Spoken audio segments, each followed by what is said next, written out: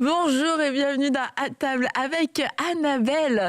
Alors j'espère que vous allez bien et en ce milieu de semaine, en ce mercredi, eh bien nous voulons parler de quelques qualités et j'ai demandé aux femmes qui m'entourent. Bonjour Nadège, bonjour Annabelle, bonjour Sandra.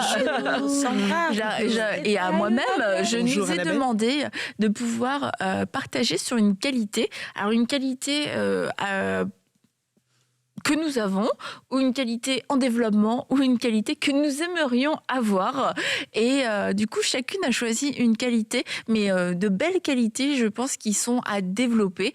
Et je vous encourage aussi à faire l'exercice pour vous-même, peut-être avec certaines amies, vous dire quelle qualité j'ai, quelle qualité j'aimerais développer, et de pouvoir échanger. Ça peut permettre d'avoir des discussions très intéressantes, très drôles aussi, quelquefois. Bon, peut-être quelquefois, ça pourrait vous faire mal si vous dites, moi, je pense que ma qualité, c'est la patience, et que tout le monde dit non, pas du tout, eh bien vous saurez que c'est en devenir. Donc on commence aujourd'hui avec Nadège,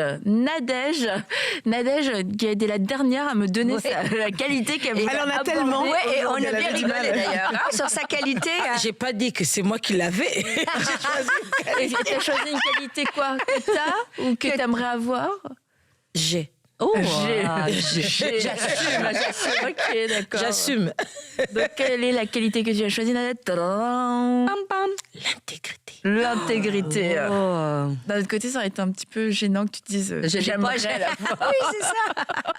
Non, Donc, au fait, c'est vrai, peut-être que je ne l'ai pas à 100%, mais c'est vraiment, ça a toujours été ma quête, au fait. Je me souviens d'une prédication il y a très longtemps, j'étais très jeune, on avait parlé de l'intégrité. J'étais fascinée par l'intégrité. Je me disais, oh, Seigneur, si je peux y arriver. Et j'ai commencé à construire ma vie petit à petit.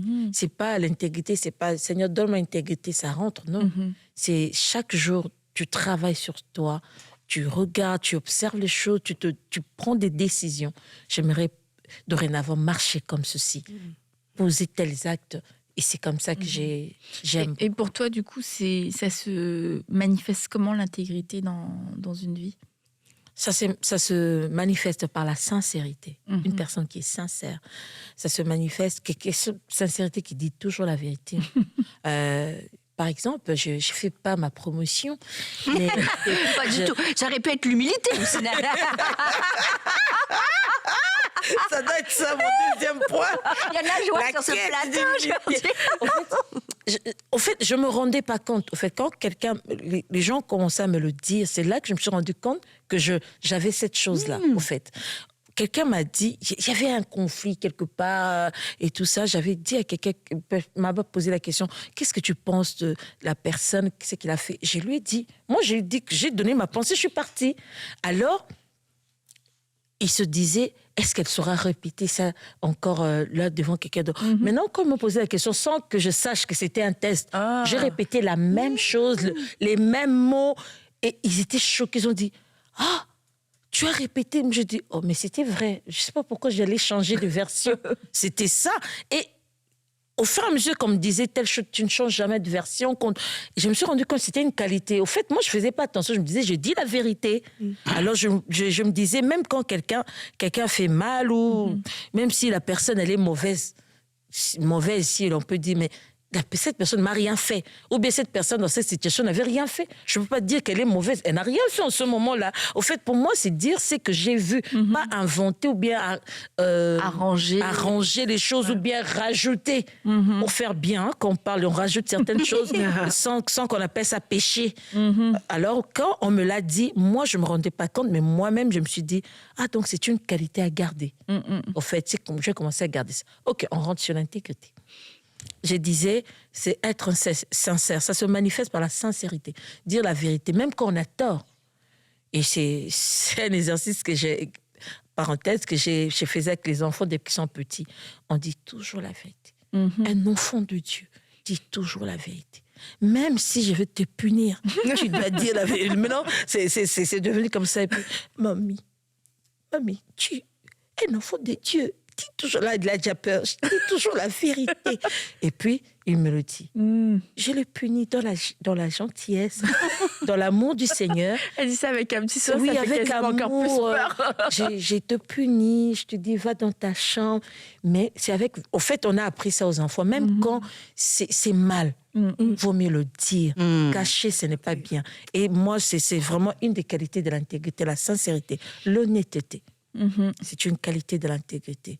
Au fait, l'honnêteté, la fidélité dans ses paroles et dans ses principes. Il y a des gens qui ne respectent pas les paroles. Il a dit une chose à Annabelle, il change chez Sandra, change chez Stéphanie.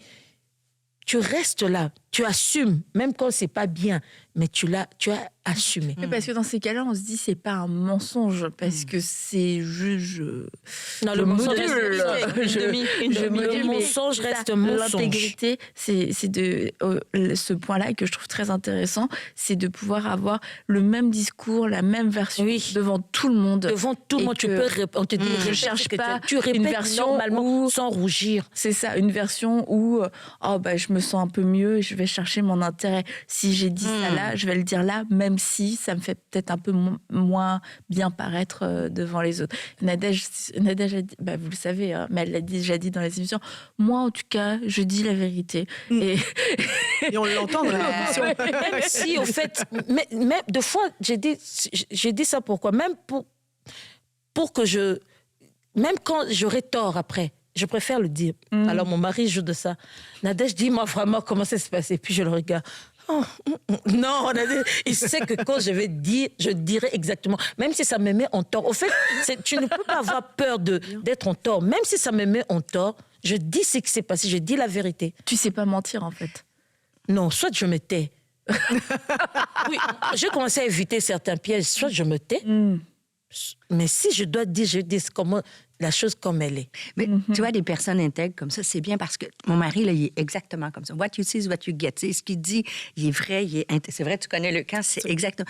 Mais quand ils font des compliments, tu sais, par exemple, après un message, j'ai toujours moi besoin de quand il est là, son retour. Oui. Mais tu sais, il va pas dire pour me flatter, il va me C'est dire. ça. Donc, les personnes intègres, tu sais que quand ils te disent quelque chose, ils te disent la vérité. Et ça fait des fois, quand tu sais pas, c'est pas que les gens, ils disent pas la vérité. Ouais, des fois, les gens, ils sont pas qui disent des mensonges. Mais tu sais, c'est un peu Tu dis seulement, je veux pas être méchant. C'est vrai que j'ai appris, comme j'avais dit dans certaines émissions, que j'étais trop crue avant. J'ai appris aussi à poser, à choisir les mots. Mais je vais pas mentir pour te faire plaisir. Je dirai toujours la vérité, mais avec des bons mots. Ouais. Ça devient un peu méchant aussi d'être cru. Il faut trouver des bons mots, mais dire toujours la vérité. Mais avec sagesse, avec des bonnes paroles pour aider aussi l'autre personne. Et ça, c'est très important. Alors, je disais, une personne qui est honnête, fidèle dans sa parole, dans ses principes, qui a toujours un cœur pur, qui fait du bien, même quand on ne voit pas. En fait, ça, c'est aussi un autre problème. Ouais. Quand on ne voit pas, je prends l'exemple de David.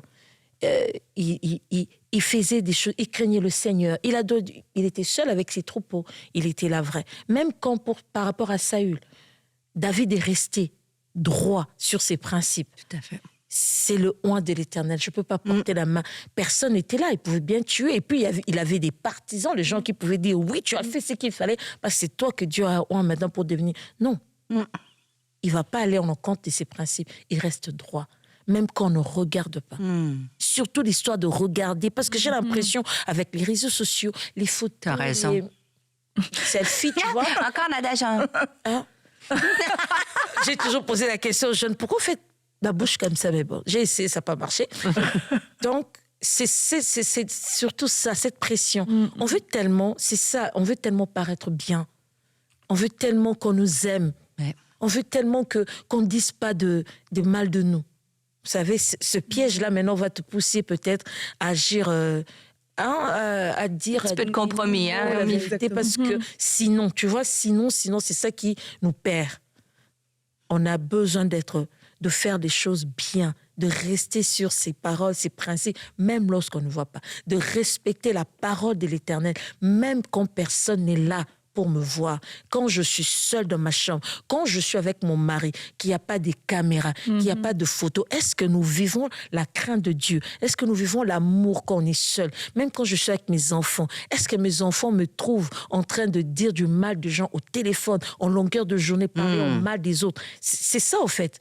Tu restes dans tes principes, que ce soit, même quand quelqu'un t'a fait du mal, oui, j'ai mal, je peux prendre des décisions, non, je veux plus que cette personne s'approche de moi. Mais ça ne veut pas dire que cette personne commence à représenter, incarner le mal. Oui, elle m'a fait du mal, mais elle n'est pas le mal en totalité. Au fait, c'est vraiment cette différence-là, savoir faire la part des choses. Même si la personne m'a fait du mal, mais ça ne veut pas dire qu'elle est la représentante du diable sur terre. Oui, elle m'a fait du mal, elle est humaine, elle m'a fait du mal, je n'aime pas. Oui, je prends des décisions si que la personne soit loin de moi, mais ça ne veut pas dire que cette personne est un démon. Au fait, il faut vraiment être juste. Et cette justesse, c'est très important, parce que des fois, quand on est lésé, au fait, même quand je suis avec les autres, je commençais toujours à parler en mal de cette personne, parce que cette personne m'a fait du mal un jour. Non, il faut être juste. Quand la personne a fait du bien, elle a fait du bien. Quand elle a fait du mal, elle a fait du mal. Mais rester juste, c'est ça, au fait, cette partie qu'on n'arrive pas souvent à faire, à être juste. Même si cette personne m'a fait du mal. Mais je ne vais pas me mettre avec les gens qui la lapident, avec les gens qui vont lui faire du mal. Moi, je garde toujours dans ma tête que si la personne me fait du mal, elle a fait le choix de me faire du mal. Mais moi, j'ai le choix aussi de ne pas retourner ce mal-là. J'ai fait le choix d'être moi. Et ça, c'est très important. C'est parce que je veux quand même... Au fait, moi, je me dis toujours, j'aimerais quand je dors ou quand j'essaie de faire un examen de conscience, que je n'ai rien à me reprocher. Ça a toujours été vraiment ma quête, de ne pas être là, même devant mes enfants. Je ne sais même plus leur reprocher quelque chose parce que je sais que Nadeta, tu n'as pas été juste. Et ça, j'ai refusé cela, je le fais et je leur ai demandé même deux fois.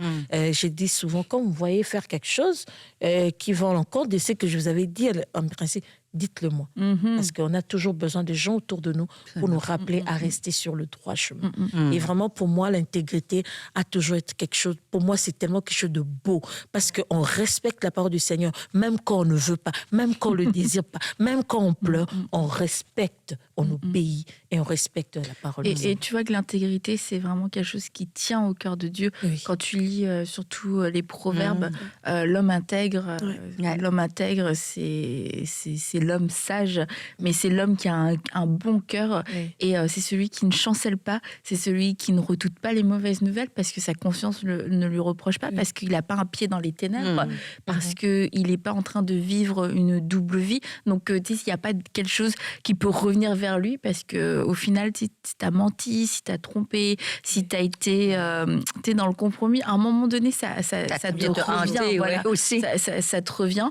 Et du coup, quand tu vis dans cette intégrité et que tu dors et que tu as conscience de te reprocher, que Dieu ne te reproche rien, tu as aussi cette assurance dans la prière, tu as cette assurance dans ton autorité. Et c'est vrai que l'intégrité, aujourd'hui, elle est partout, comme tu l'as dit. Elle est quand on est... quand il n'y a personne. Elle est aussi quand on fait des commentaires sur les réseaux, etc. On ne devient pas une autre personne, en fait. C'est mon cœur à moi qui est engagé à ce moment-là, même si personne ne va me découvrir ou quoi que ce soit, Dieu, lui, me voit. Et cette intégrité, aujourd'hui, plus que jamais, je pense que c'est quelque chose sur lequel on doit travailler. Et puis, faire cette prière, Seigneur, que je sois une personne intègre, parce que je crois que l'intégrité, on peut toujours grandir dans l'intégrité. Parce qu'on peut se dire, moi, je suis pas un menteur, je suis pas ceci, je suis pas cela. Mais peut-être que tu as un petit discours manipulateur, peut-être que c'est des demi-vérités, peut-être que tu as tendance à dissimuler pour ton propre intérêt. Excuse-moi, c'est des vraies choses. Excuse-moi, je connais quelqu'un qui est vraiment une bonne personne. Mais quand elle raconte un truc, elle ne peut s'empêcher de rajouter des petits trucs. Tu vois? On connaît tous une personne comme ça. Oui. En fait, tu vois aussi qu'elle n'a pas un mauvais cœur, mais elle a cette faiblesse. Elle raconte, tu es sûr, et puis quand tu la côté, ça, tu as rajouté. Puis dit oui. La personne est sincère. Elle me dit, ah oui, bon. Et ça faisait mieux dans l'histoire. Ça faisait mieux. Ça, c'est le piège de tous les prédicateurs. Tu vois, raconter une histoire et l'embellir un peu. Moi, en faisant Zambie, quelque chose s'est passé. vrai. Tu es sûr que ça s'est passé en Zambie? En fait, c'est ça, en fait. Cette partie, tu as raison, Annabelle, ça grandit. Ça grandit, c'est pas parfait. Et l'intégrité, ça peut, bien sûr, dans nos paroles, mais des fois dans des petits gestes aussi. J'ai raconté une illustration. T'as volé quelque chose. Oui, genre, non, attendez, je m'explique. Je fais tout vite, hein, le Louvre en 15 minutes. Donc, quand je fais mes courses, je vais vite. Alors, je t'arrive pour payer, je mets le caddie, j'arrive, je paye, je mets ça. Mais quand j'arrive à mettre dans ma voiture, je me suis aperçue que j'avais un saucisson dans mon panier que j'avais pas payé. Puis il cherche un saucisson en plus. Un saucisson. Stéphanie s'est dit, ça, c'est la main du Seigneur. L'inverse, regarde comment c'est la manne. l'intégrité. Là, je me suis dit, ben là, franchement, un saucisson, c'est quoi un saucisson? J'ai pas le temps. La prochaine fois, je paierai 2 saucissons. Tu vois, des fois, c'est pas de la mauvaise intention, mais dans la rapidité. Et là, je me suis dit, hey, je suis comme mal. Je dis, hey, je vais pas perdre mon intégrité pour un saucisson. Vraiment, pour un Et là, saucisson, je me dis, sincèrement. je suis rentrée, puis j'ai dit, écoutez, j'ai pris un saucisson, je suis déjà... Mais le Seigneur, il me parlait, des fois, quand on est rapide, puis c'est pas qu'on veut... Tu sais, on se lève pas un jour en disant... On va pas dire, aujourd'hui, je vole un saucisson, tu vois. Mais on a tous des petits saucissons dans la vie. Il dit, peut-être qu'il faut que je les laisse aller. Très bonne illustration. Donc, si vous avez un saucisson, rendez-le, mesdames.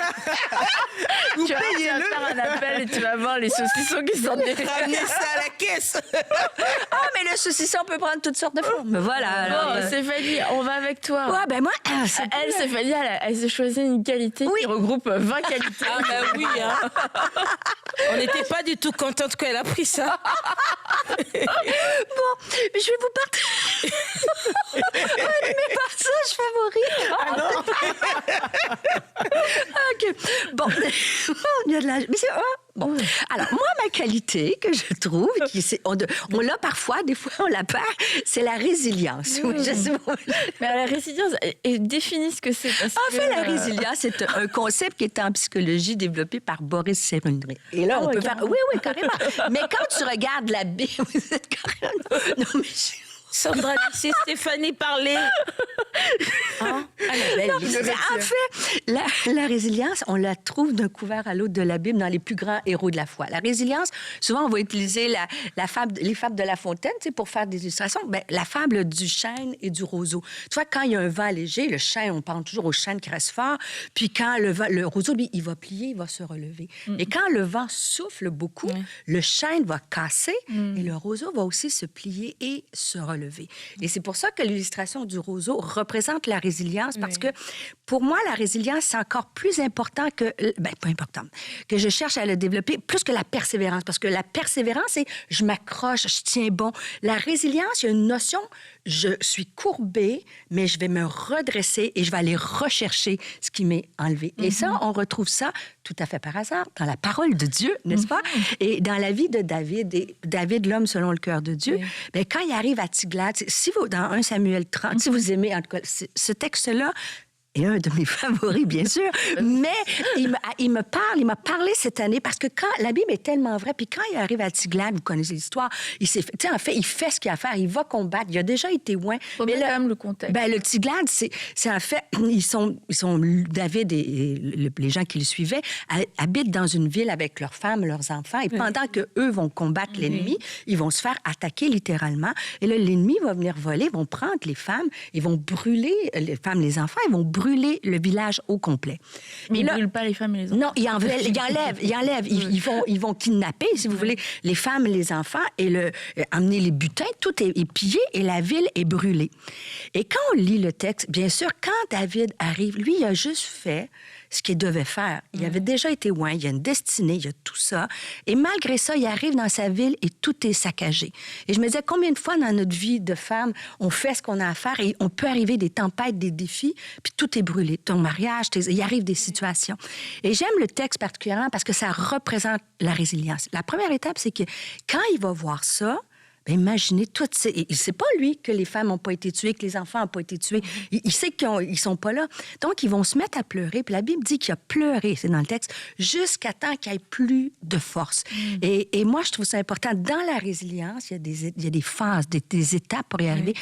tu as le droit de pleurer. Quand tu arrives puis que c'est brisé, quand tu es face à la maladie, quand tu es face à un deuil, quand tu es face peut-être à une banqueroute financière, un divorce, tu sais, le roseau, là, il faut qu'il plie. Et moi, j'aime parce que David, il a pleuré jusqu'à temps qu'il n'y ait plus de force. Mais la Bible nous dit qu'il y a un temps pour chaque chose sous le soleil. Comme l'Ecclésiaste, il y a un temps pour rire, il y a un temps, ainsi de suite. Et je pense que l'autre étape, souvent, des fois, soit certaines pleurent pas assez, ou soit certaines femmes pleurent trop longtemps. Parce qu'on a comme la difficulté, on est dans une défaite totale. Et la résilience, c'est là que ça vient. La deuxième étape, ça dit qu'il y avait l'âme dans l'angoisse parce que tout le monde voulait lapider. Donc, il n'y a rien pour lui. En plus, son environnement est hostile. Et là, il n'a pas attendu qu'il était en paix. Il a dit que dans l'angoisse, il s'est confié en l'Éternel. Et ça, je me dis, ça fait tellement de bien parce que des fois, on pense toujours, tu sais, que quand qu'on regarde des femmes, on dit, elle, c'est une combative. Quand elle vit des choses, elle ouvre sa Bible, les anges chantent, puis elle est en paix, kumbaya, tu sais. Et en fait, il est comme nous. Il pleure, il est angoissé, mais malgré ses émotions, il va aller se confier à l'Éternel. Et ça, c'est la deuxième clé, que ta situation, elle est réelle, il n'est pas dans le déni. C'est vraiment une défaite cuisante pour l'instant. Après ça, les émotions, il a peur pour sa vie, mais on ne sait pas ce qui s'est passé, mais ça dit tout de suite après qu'ils se sont relevés et ils sont allés combattre à 400 hommes. 200 se sont arrêtés fatigués. Donc, il y avait vraiment un vrai épuisement. Mais lui, il s'est levé, et c'est tellement beau. Ils sont allés rechercher dans le camp de l'ennemi ce que l'ennemi avait volé. Et ça dit qu'il n'y a rien resté. Pas un enfant, pas une femme, pas un butin, qui sont toutes allées ramener. Et c'est ça, la résilience. C'est que, oui, je souffre, oui, la situation est là, oui, je pleure, mais parce que je me confie en l'Éternel, pas parce qu'ils étaient fatigués, mais parce qu'ils se sont confiés en l'Éternel, ils ont rebondi. Et la résilience, c'est je prends un coup, mais Dieu va me donner la force de rebondir pour aller chercher ce qui m'est enlevé. Et moi, je trouve que, comme femme, dans plusieurs aspects de notre vie, on a besoin... moi, j'ai eu besoin dans des moments difficiles et j'ai encore besoin parce que quand, des fois, on reçoit des coups, on dit, je vais m'écraser, c'est trop dur. Mais c'est toujours quand tu te confies en l'Éternel, il redonne les forces à n'importe qui, à ceux qui le demandent, et tu retrouves ta combativité. Et tu peux aller chercher ce que l'ennemi a volé, ton mariage, tes enfants.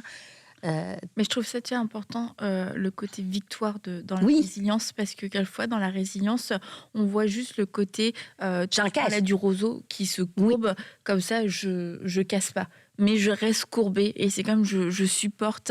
Et quelquefois, dans la résilience, on reste à ce niveau-là, mais qu'en fait, si on casse pas, c'est pour une raison. En fait. C'est pour pouvoir se relever. Et il y a cette capacité, c'est sûr, à pouvoir supporter même un niveau quelquefois de douleur, de souffrance, qui tu te dis, mais comment est-ce que c'est possible de tenir? Mais tu te dis aussi, quand tu te courbes, c'est cette image de t'humilier sous la main puissante de Dieu. Et que c'est Dieu directement qui te protège, qui te garde à ce moment-là.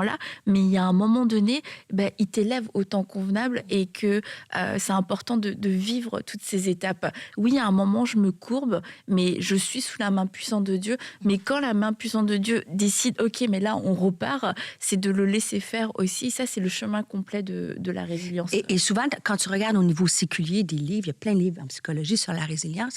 Ce que j'aime moins, c'est que ça dépend de... Tu sais, souvent, on va donner des personnes résilientes, c'est un peu des femmes fortes ou des hommes forts, des héros. Et dans ce texte-là, David n'aurait pas été capable si c'était pas confiant à l'Éternel. Et je me dis, c'est pas une question de femme que plus de caractère. Tu sais, tu regardes Nadège, tu dis, c'est sûr qu'elle est résiliente, elle a du caractère, ou Sandra ou Annabelle, tu vois. Ça n'a rien à voir. Il n'y a pas de favoritisme. C'est chaque femme que... Ça fait mal, tu pleures, mais quand tu te confies en l'Éternel, puis quand tu as l'impression que tu n'as plus rien, que tu es courbé, il peut, par le Saint-Esprit, venir te renouveler dans tes pensées, enlever l'angoisse, enlever l'anxiété. C'était encore pillé et brûlé, la ville, mais Dieu lui a redonné la foi, la force d'aller rechercher. Et ça, je trouve que c'est beau, et ça ne dépend pas juste de notre personnalité. Je pense que, tu sais, on peut chercher à s'améliorer, mais en fait, c'est de dire, quand, face à l'épreuve, Seigneur, en 2026, comment je veux répondre? Je veux peut-être pleurer, me relever, me prier. Et il y a la notion pas juste de tenir le coup que j'aime. C'est la notion de, toi, l'ennemi, là, ben, tu m'auras pas cette année. Toi, l'ennemi, là, ben, tu n'auras pas mes enfants cette année. Toi, l'ennemi, là, dans ce que Dieu veut faire dans ma vie, non, j'encaisse, je le prends, mais je rebondis, puis tu vas me trouver sur ton chemin parce que celui qui est en moi est plus grand que celui qui est dans le monde. Donc, Moi, j'aime. Moi, j'aime. C'est- Mais voilà, donc, Stéphanie, moi, j'aime la résilience. Parce qu'en même temps, je peux pleurer sur quelque chose. Je pleure. Oh, Seigneur. Seigneur, pourquoi?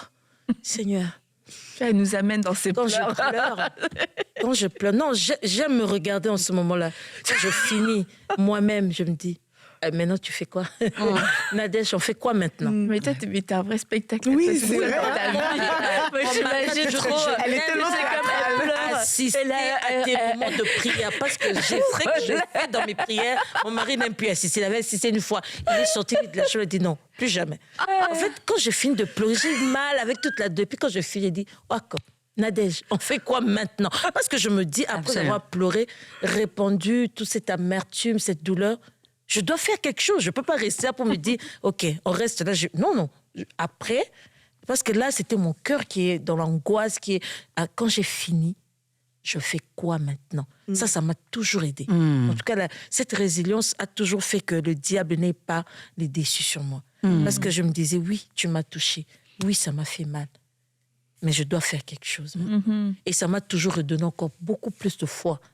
Ça m'a donné un courage exceptionnel parce que je me dis, je reste pas là à ne rien faire, me dire, OK, c'est le sort, ça m'est arrivé. Ça, non, j'ai refusé ça dans ma vie. Et merci Stéphanie pour ça m'a Alors, comment nous pouvons passer d'un saucisson volé à la résilience? Après avoir pleuré, J'allais le reporter, le saucisson. Hein? Allez, on va rechercher ce que l'ennemi nous a volé. Sandra, qualité acquise en développement ou prophétique? J'irai en développement.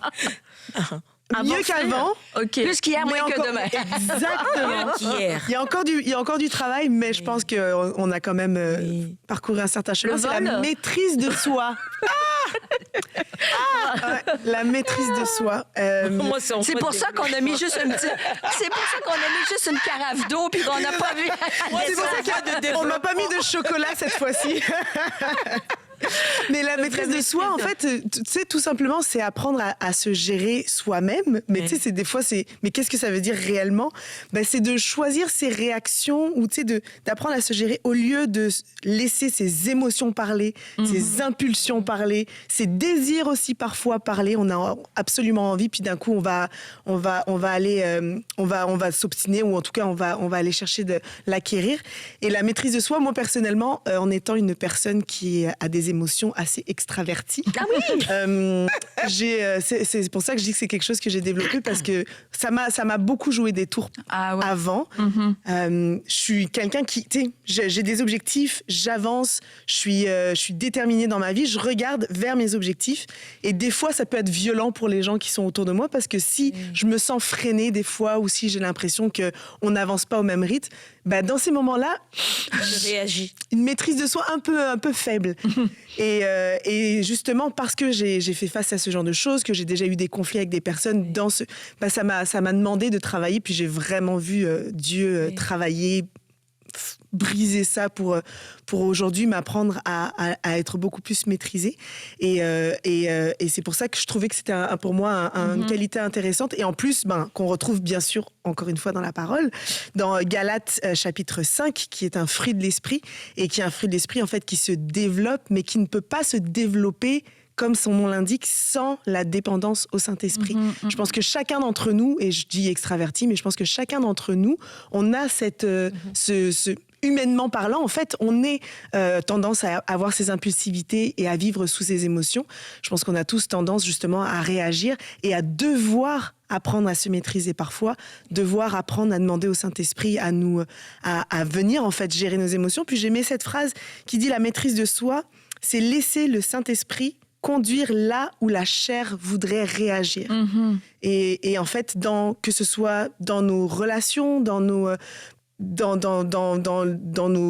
leadership, dans plusieurs aspects, eh bien en fait, c'est de dire, OK, au lieu de tout de suite prendre avoir un élan de colère, au lieu de tout de suite peut-être vouloir m'énerver ou ce genre de choses, bah, Seigneur, Saint-Esprit, aide-moi à me contrôler, aide-moi à me gérer, aide-moi à veiller. Tu le dis. Maintenant, Là, dans je le ta fais un peu tête. plus. Ok, dans ta tête, Ouais. là, à ce moment-là, il y a comme un moment, Seigneur, aide-moi. Mais tu vois, des choses simples. Dans une dispute, tu te chicanes avec ton mari, des trucs bêtes.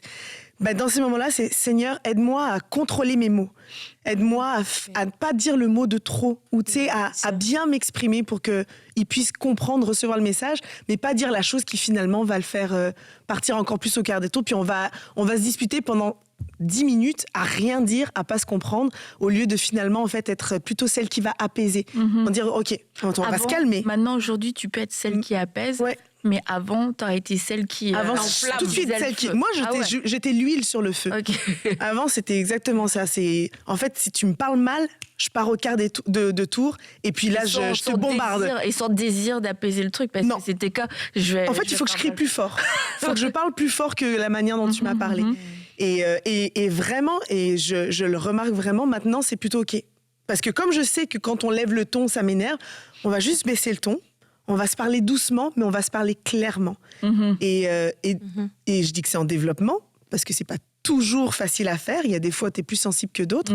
Mais de vraiment, je veux vraiment réussir à chaque fois. Seigneur, permets-moi de me calmer. Tu sais, même mon rythme cardiaque qui s'accélère. OK. Que je sois Il y en pas a, sous c'est l'émotion. des rythmes, Ouais. des plaques. Mais c'est ça, hein. Puis j'ai pour moi un bel exemple dans la Bible d'un personnage biblique qui, je pense, a cette qualité-là, c'est Joseph. Je pense qu'il aurait eu plusieurs occasions de pouvoir justement, à un moment donné, dire là, c'est assez. Mais à chaque fois, on voit que même dans la prison, il était tellement fidèle à Dieu et il restait maître de lui-même qu'on voit que Dieu bénissait sa main, il bénissait l'ouvrage de ses mains et sa vie demeurait un témoignage, même dans les pires circonstances, jusqu'à arriver devant ses frères. Et là, il aurait pu, encore une fois, se venger, être dans la colère, commencer, maman, voici ce que vous avez fait. Et là encore, non. Il se maîtrise, il y a cette maîtrise de soi, lent à la colère, dans l'amour, justement, et qui a réussi à s'exprimer, puis à les accepter et à rétablir cette relation-là. Donc, la maîtrise de soi, ça nous aide quand même dans plein d'aspects. Ça nous aide à gérer nos frustrations, ça nous aide à gérer, justement, j'aime ça, être lent à la colère, à gérer nos émotions et finalement, pouvoir être rempli du Saint-Esprit pour pouvoir être digne de ce que Dieu nous demande de faire, quoi. Mais moi c'est que je trouve, c'est un contraste, au fait. Je regarde que dans d'autres domaines, j'ai réussi à avoir cette maîtrise de soi. Moi, tu m'insultes, ça me fait rien. Je réagis pas. Mais tu vois que dans d'autres domaines, c'est pas encore Dis-nous ça. tout, Nadège, Au fait, tu te dans rends quoi? compte que quand tu réagis, c'est seulement tu te dis, je pensais que le vieil homme était parti complètement. Mais tu te dis, là, il était qu'assommé parce qu'il s'est réveillé. Donc, au fait, tu te rends compte que ce n'est pas total dans tous les domaines. Moi, vraiment, pour la maîtrise de soi, c'est en voie de développement, comme j'ai dit Dans tout à quel l'heure. domaine, Nadège? Je suis pas discrète, ça, que tu dis ça. Je le dis ça. Quelqu'un qui tord la vérité. J'ai envie de réagir. C'est ton côté intègre. Tu dis, tu mens. J'ai envie de te dire ça. Tu mens. Menteur. Tu mens. Tu vois ça? Mon mari, quand il est là, il me pince et dit, Nadège, tu peux pas réagir par rapport à cette personne. Sois calme. Lui, il connaît les circonstances qui me font sait, réagir. toi, Et il me pince. Calme-toi. Est-ce que tu es déjà. Pourquoi tu me pinces? non, ça je fais pas. Mais j'ai des situations, j'arrive pas, quoi. Au fait, tu as envie de dire, pourquoi tu mens? C'est l'injustice. Je n'aime pas face à l'injustice, le mensonge. Je veux réagir. Et pourtant, c'est pas ça que nous devons faire. Ouais. Faut apprendre à se maîtriser. Ça, vraiment, je prie ça tous les jours à Dieu, vraiment qu'il m'aide. J'essaie de voir, même quand j'ai commencé déjà à réagir, je me souviens. Et puis je redeviens calme. Parce que je pense qu'en étant enfant de Dieu, c'est vraiment une des qualités, un des fruits de l'esprit. faut avoir cette maîtrise Ça de va soi. dans toutes les facettes de notre vie. Oui. Ça peut être dans la nourriture. Ça peut, Ouais, on parle de absolument. parole, mais ça peut être dans la nourriture, ça peut être dans la discipline. Ah oui, la maîtrise dans de soi toutes sur choses. tous les domaines, oui. Très Ouais. important. Mais en tout cas, ouais, félicitations, Sandra. Je pense que ça, c'est vraiment aussi une qualité C'est- ouais. qu'on développe Toute notre tous. vie, ouais. Et puis, on met surtout l'emphase sur la maîtrise de soi, tu sais, par rapport aux émotions fortes, puis qui vont s'exprimer fortement Oui. par des éclats de voix.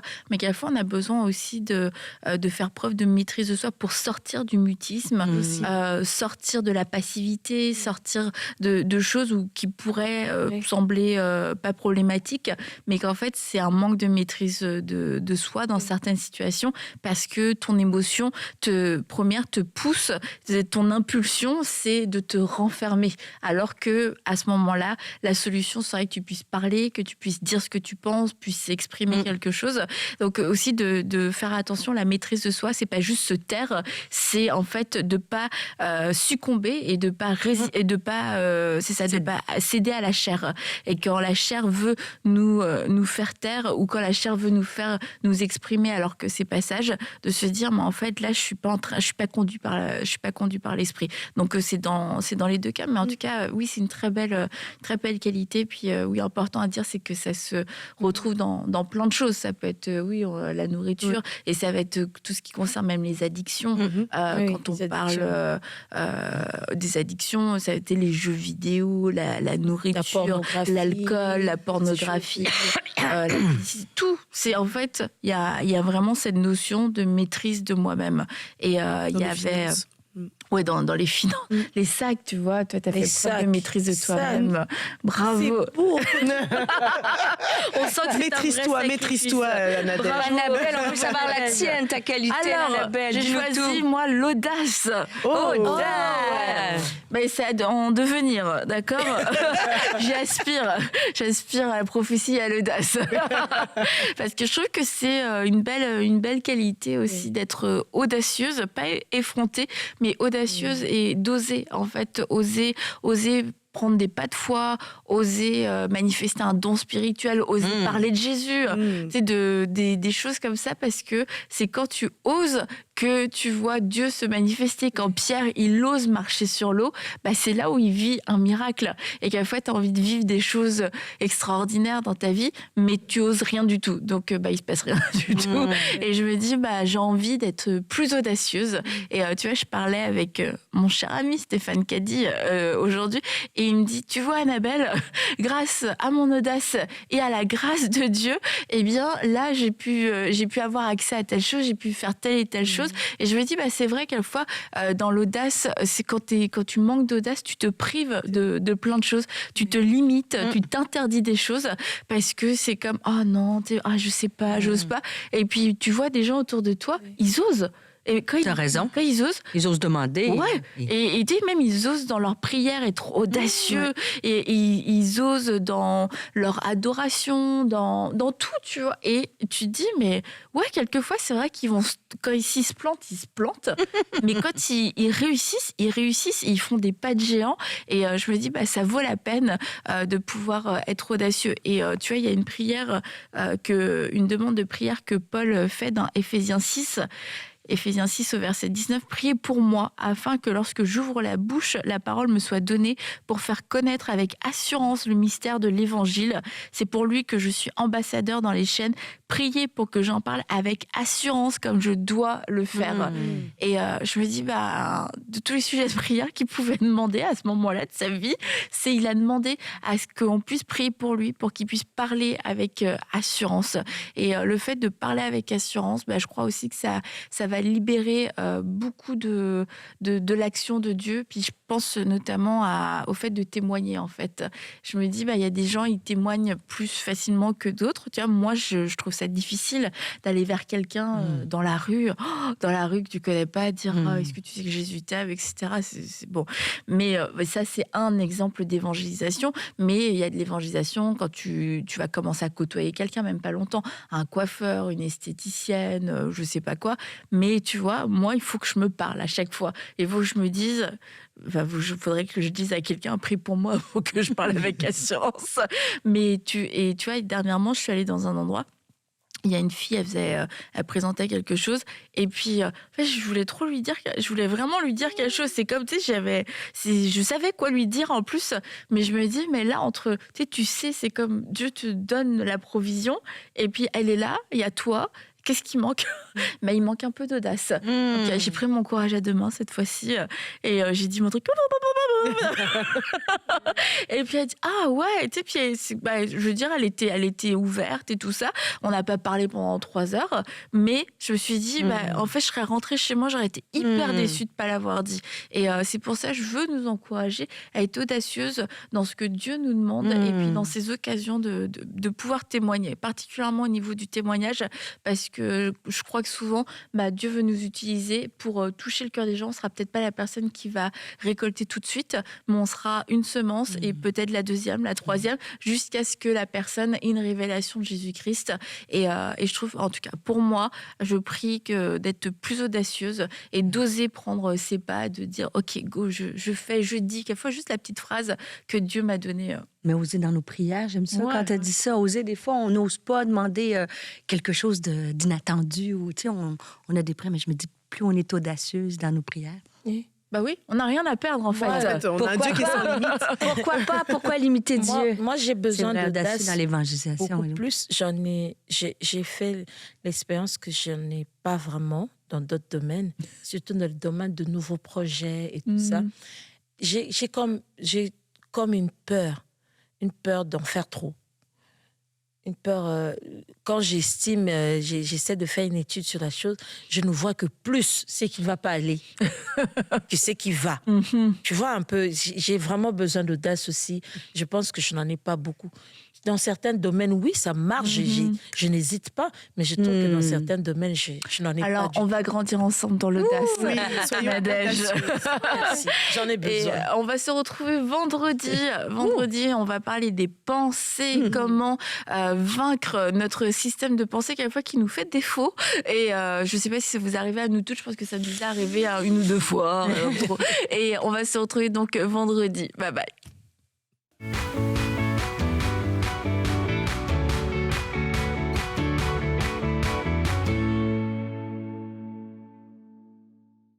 Hello à tous, alors je suis en train de m'installer pour le temps de prière pour les partenaires. Comme vous pouvez le voir derrière moi, ça prie beaucoup et on va entrer. On est en train de prier pour vous.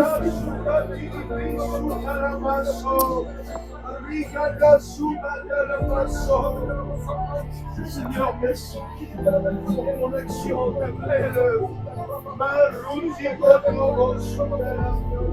Alors vous le voyez, tous les mercredis matins, on prie pour vous. On prie pour vous parce qu'on vous aime, parce qu'on sait que le Seigneur veut vous bénir, parce qu'on sait que le Seigneur a de grands projets pour vous. Alors tous les mercredis matins, en équipe, on se relaie. Ça dépend qui, d'une fois à l'autre, il y a d'autres personnes qui se relaient et on prie pour vous. Et si vous voulez nous envoyer vos sujets de prière, vous pouvez aller sur votre espace partenaire sur emcitv.com/partenaire, me dire de quoi vous avez besoin, que voulez-vous que le Seigneur fasse dans vos vies.